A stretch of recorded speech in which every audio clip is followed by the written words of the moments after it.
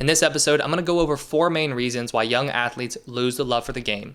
And then at the end, I'm going to go over 3 tips that you can use to help them regain the enjoyment within their sport. Hey there, I'm Eli Strawman, a performance coach and the founder of SuccessStartsWithin.com. Now, the first reason why young athletes might not enjoy themselves anymore or might lose that love for the game is going to be performance anxiety and the fear of failure. Now, performance anxiety and the fear of failure, these are 2 mental game challenges that really play into one another. Performance anxiety happens when your young athlete is too worried about what's going to happen at the end of this game. So they worry about, am I going to make a mistake? Am I going to play well? The fear of failure involves fears about what's going to happen. The reason that we see the fear of failure and performance anxiety play into one another is because, if you're afraid of making a mistake, you're probably going to worry about what's going to happen if I do make a mistake. The fear of failure and performance anxiety, not only do they lower your young athlete's level of play because of the distraction they cause in terms of thinking about the future instead of focusing on the present, but they also can reduce the enjoyment they feel because of how intensely negative these emotions are. When a young athlete is experiencing performance anxiety, this is going to be accompanied by a lot of physical symptoms like a racing heartbeat, that nervous feeling in their stomach, and they may even experience some shaky hands or shaky legs. Now, when they're playing every single day with that type of tension and anxiety, that can quickly pull the fun out of the game for them. But what also happens is when they play with fear of failure and performance anxiety, they're going to play tense, like I just said. They're also going to play timidly. They're going to hold themselves back because they're playing not to make mistakes instead of playing to play well. And the more that they hold themselves back, the less they're going to perform well. And as their performance level drops, so is their enjoyment within their sport. Another reason why young athletes lose a love for the game is high expectations and perfectionism. The reason high expectations and perfectionism may cause them to lose the love for the game has to do with how they will respond to mistakes. When a young athlete has perfectionism, so they feel like they need to be perfect, one mistake can mean that they're not perfect. And this is something I see a lot in young athletes that I work with, where they have the idea that they need to play perfectly. And when they don't play perfectly, so they make a mistake, it causes them to lose their composure. When a young athlete loses their composure after a mistake, what happens is, they might get very emotional, they might get very mad at themselves, they might show it physically, right? They hang their head, maybe they even cry. But when they respond to mistakes like that, that's not something that's going to be fun, and it's also something that's going to lower their play moving forward. Now, learning how to manage that loss of composure and manage mistakes better is one of the key things that a young athlete is going to learn in the Mentally Tough Kid course. Now, if you're interested in learning more about the Mentally Tough Kid course, that's a 6-module self-paced course for your young athlete.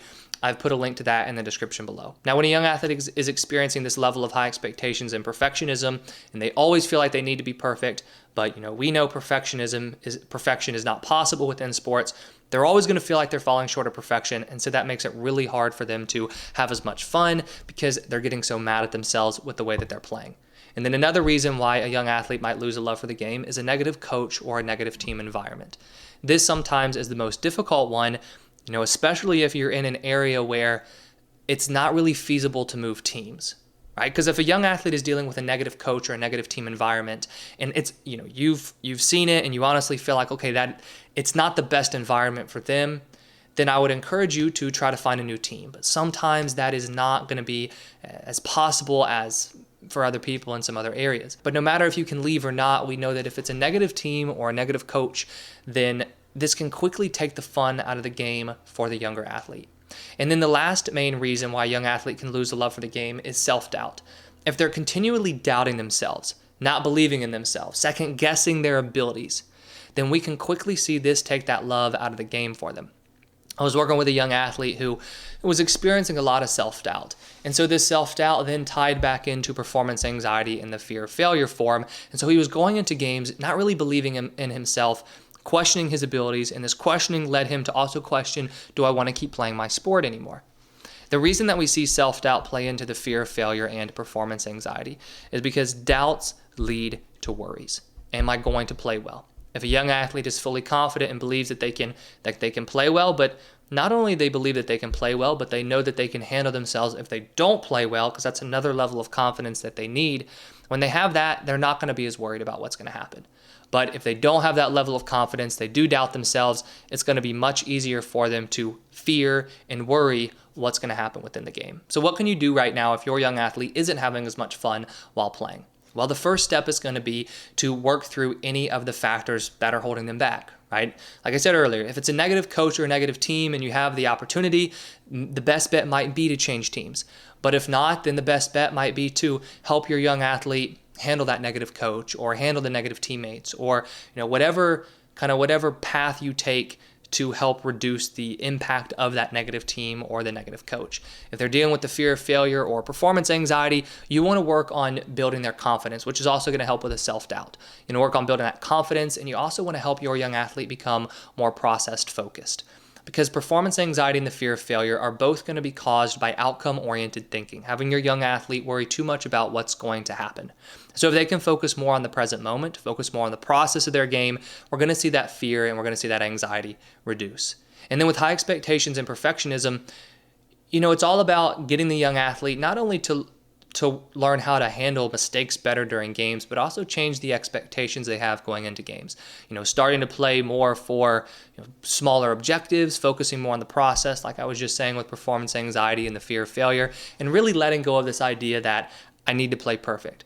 Because if we can work on reducing these negative factors, then we're going to see just naturally that enjoyment increase, and we're also going to see their performance level increase. And this is where we have a really, really fun cycle happen, where they start to have a little bit more fun, they start to play a little bit better, then they start to have even more fun. Now, what I've done in the description below is put links to different videos that go into detail on how you can overcome each one of these factors. So if you want a little bit more detail on those, you can go ahead and click those links to learn more. And then number 2, you want to help them focus on what they enjoy. What's really interesting about enjoyment, in terms of enjoying your sport and having fun, is that a lot of it has to do with focus, right? A lot of it has to do with, is the young athlete able to go out there looking for reasons to have fun, or are they out there looking for reasons why they're not enjoying themselves as much? This is actually a tip that I use with older athletes as well, because older athletes, when they've lost that passion to play, a lot of the same factors are going to be involved in that, but for the most part, it has to do with pressure and feeling like I need to play perfectly. There's more expectations on me. And if we can change that and get them to go out there thinking, I'm really just excited to be here. I love playing. I love training, and focusing more on what they enjoy. All of a sudden, in a very short period of time, we can see that love and enjoyment come back into their sport. So for your young athlete, get them to focus more on, what they enjoy about playing. And this can be done simply by talking to them and asking them, what are you excited about for the game today? What are you excited about for practice? And asking them questions that are more tailored towards enjoyment and having fun, rather than, what is your strategy for today? Are you guys going to win today? All of that is very important, but they're going to win. They're going to play better once they enjoy themselves more. And then number 3 is you want to help them focus on what they did well. This is going to happen after practices or after games.